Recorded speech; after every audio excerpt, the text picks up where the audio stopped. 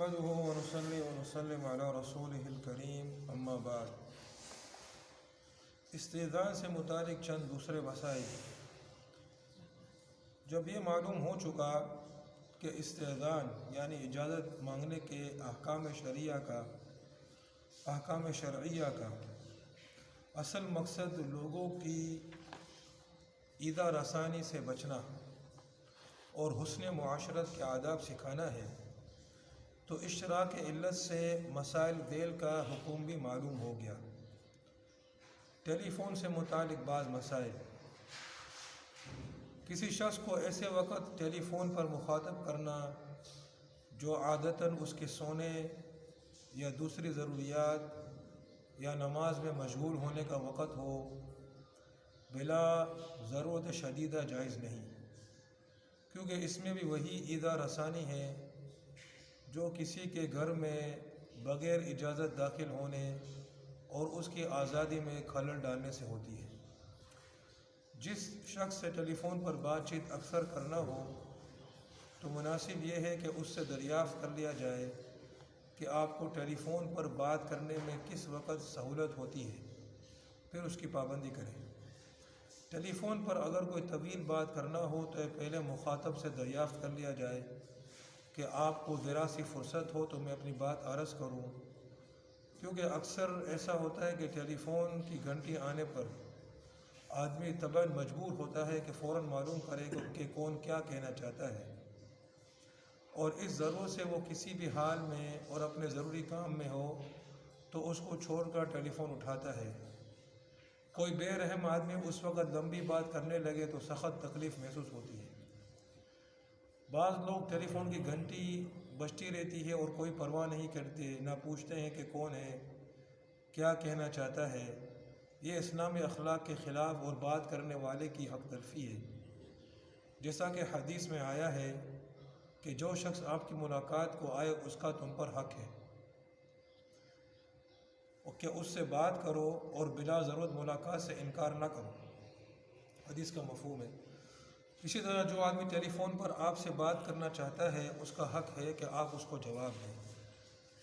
کسی کے مکان پر ملاقات کے لیے جاؤ اور اجازت حاصل کرنے کے لیے کھڑے ہو تو گھر کے اندر نہ جھانکو، کیونکہ اجازت دینے کی مصلحت تو یہی ہے کہ دوسرا آدمی جو چیز آپ پر ظاہر نہیں کرنا چاہتا آپ کو اس کی اطلاع نہ ہونی چاہیے۔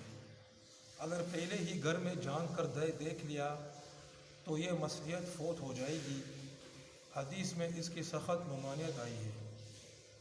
رسول اللہ صلی اللہ علیہ وسلم کی عادت شریفہ یہ تھی کہ کسی کے پاس جاتے اور اجازت حاصل کرنے کے لیے کھڑے ہوتے تو دروازے کے بالمقابل کھڑے ہونے کے بجائے دائیں یا بائیں کھڑے ہو کر استئذان فرماتے تھے۔ دروازے کے بالمقابل کھڑے ہونے سے اس لیے اجتناب فرماتے کہ اول تو اس زمانے میں دروازے پر پردے بہت کم تھے، اور پردہ بھی ہو تو ہوا سے کھل جانے کا احتمال بہرحال ہے۔ جن مکانوں میں داخل ہونا آیت مذکورہ میں بغیر اجازت کے ممنوع قرار دیا ہے یہ عام حالات ہیں۔ اگر اتفاقاً کوئی حادثہ آگ لگنے یا مکان منہدم ہونے کا پیش آ جائے تو اجازت لیے بغیر اس میں جا سکتے ہیں اور امداد کے لیے جانا چاہیے۔ جس شخص کو کسی نے بلا کر بھیجا ہے اگر وہ اس کے قاصد کے ساتھ ہی آ گیا تو اب اس کو اجازت لینے کی ضرورت نہیں، قاصد کا آنا ہی اجازت ہے۔ ہاں اگر اس وقت نہ آیا، کچھ دیر کے بعد پہنچا تو اجازت لینا ضروری ہے۔ رسول اللہ صلی اللہ علیہ وسلم نے فرمایا اذا دعی احدکم فجاء مع الرسول فإن ذلك له اذن، یعنی جو آدمی بلایا جائے اور وہ قاصد کے ساتھ ہی آ جائے تو یہی اس کے لیے اندر آنے کی اجازت ہے۔ جب گھر والے اپنے کمرے میں بیٹھے ہوں تو ان سے اجازت لے کر داخل ہونا چاہیے، چاہے محارم میں سے ہوں یا غیر محارم، جیسے والدہ، بیٹا، بیٹی وغیرہ، تاکہ تم ان کو ایسی حالت میں نہ دیکھو جو تم کو ناپسند ہو یا تمہارا دیکھنا ان کو ناگوار گزرے۔ حضرت حذیفہ بن یمان رضی اللہ تعالیٰ عنہ سے بھی ایک شخص نے اس طرح پوچھا کہ اپنی والدہ کے پاس جانے کے لیے بھی میں اجازت طلب کروں؟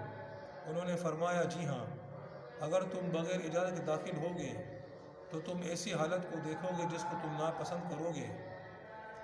حضرت جابر رضی اللہ تعالیٰ فرماتے ہیں کہ آدمی کو اپنے بیٹے اور اپنی والدہ سے اندر آنے کی اجازت دینی چاہیے، اگرچہ اس کی والدہ بری کیوں نہ ہو۔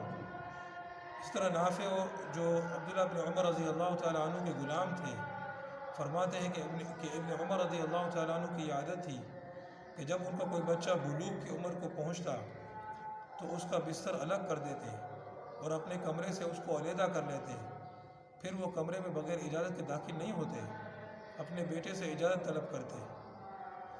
حضرت موسیٰ بن طلحہ رضی اللہ تعالیٰ عنہ فرماتے ہیں کہ میں اپنی والد کے ساتھ اپنی والدہ کے پاس جا رہا تھا تو میرے والد مجھ سے پہلے میری والدہ کے ہاں داخل ہو گئے، پیچھے سے میں بھی داخل ہونے لگا تو وہ میری طرف متوجہ ہوئے اور میرے سینے پر ایسا ہاتھ مارا کہ مجھے زمین پر بٹھا دیا، پھر فرمایا کہ تو بغیر اجازت داخل ہوتا ہے، یعنی اجازت لے کر داخل ہونا چاہیے۔ جب شوہر اپنی بیوی کے پاس چلا گیا تو شوہر سے آنے والے بیٹے کے لیے اجازت لینا لازم ہوتا ہے۔ عطا فرماتے ہیں کہ میں نے ابن عباس رضی اللہ تعالیٰ سے پوچھا کہ اپنی بہن سے بھی اندر آنے کی اجازت دینی چاہیے؟ انہوں نے فرمایا جی ہاں۔ میں نے پھر سوال دہرایا اور عرض کیا کہ میری دو بہنیں ہیں جن کی میں پرورش کرتا ہوں اور ان دونوں پر میں خرچ کرتا ہوں، کیا میں ان سے بھی اندر آنے کی اجازت چاہوں؟ انہوں نے فرمایا ہاں، کیا تو پسند کرتا ہے کہ ان دونوں کو نامناسب حالت میں دیکھے؟ پھر ابن عباس رضی اللہ تعالیٰ عنہ نے یہ اطلاع فرمائی وَإِذَا بَلَغَ الْأَطْفَالُ مِنْكُمُ الْحُلُمَ فَلْيَسْتَأْذِنُوا، کہ جب تم میں سے بچے جوانی کے حدود کے قریب پہنچ جائیں تو وہ بھی ویسے ہی اجازت دیا کریں جیسے اجازت ان سے پہلے یعنی بالغ لیا کرتے تھے۔ اس آیت میں اذن سے مراد اجازت طلب کرنا ہے۔ ابن عباس رضی اللہ عنہ فرماتے ہیں کہ ہر شخص پر اجازت طلب کرنا واجب ہے۔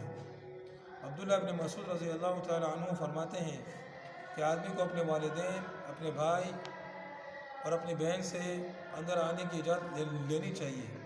جابر رضی اللہ تعالیٰ عنہ فرماتے ہیں کہ آدمی کو چاہیے کہ اپنی والدہ سے اجازت طلب کر کے ان کے گھر میں داخل ہو، اگرچہ والدہ ضعیف ہی کیوں نہ ہو۔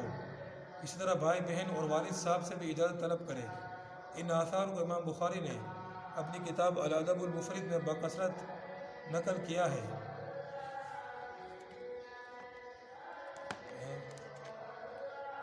اس سے اذان کا باب چلا آ رہا ہے اور اس میں ٹیلی فون کے مسائل بھی ذکر کر دیے کہ ایسے وقت میں ٹیلی فون کرنا جو سونے کا وقت ہے، نماز کا وقت ہے، بہت سے لوگ نماز کے وقت فون کر دیتے ہیں اور پھر نماز مسجد میں گھنٹی بجتی ہے۔